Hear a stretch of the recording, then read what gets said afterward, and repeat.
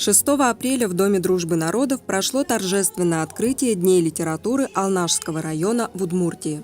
Цель нового проекта библиотеки – Дни литературы муниципальных образований в Удмуртской республике, популяризация литературного наследия и традиций районов республики, знакомство широких слоев населения с талантливыми авторами и творческими объединениями отдельных территориальных образований, представление всего многообразия литературной жизни Удмуртии в его единстве.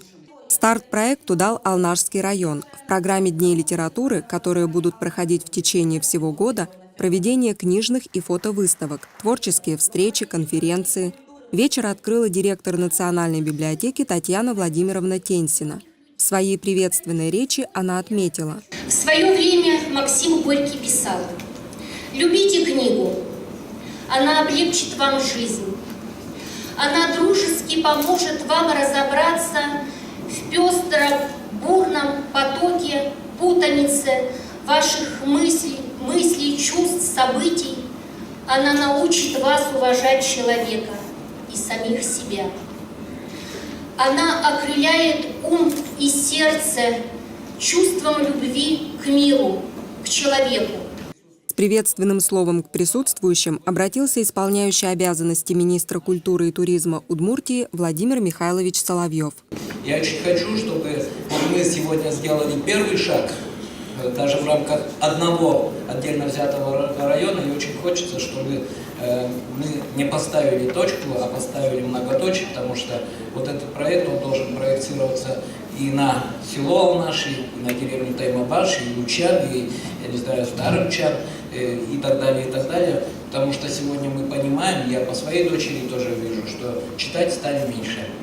А чтобы человек был гармонично развитым, мы не на сайтах непонятных, и не на тех сериалах, которые сегодня транслируют телевидение, воспитывать должны своих детей и своих внуков, а на той доброй классике и на современной литературе, которая действительно учит добру, человечности, дружбе, взаимопониманию. О богатых культурных и литературных традициях Алнашского района рассказал его глава Алексей Викторович Семенов. Писателей, уроженцев Алнашского района и их бессмертные творения знает вся республика. Знаем, ценим, преклоняемся перед великим талантом земляков, и мы, алнашцы. Стараемся, чтобы и подрастающее поколение знало их лицо, гордилось ими, знакомилось с их творческим наследием. Проводим встречи с писателями, памятные вечера, чтение, научно-практические конференции. В Алнашах работают Дом-музей классика удмуртской литературы Геннадия Красильникова и Дом-музей первой удмуртской поэтессы Ашальчи Аки. Установлены памятные мемориальные доски Трофиму Борисову, Ашальчи Аки, Филиппу Кедрову, Геннадию Красильникову, Семену Шихареву, Иосифу Иванову и Иосифу Боброву.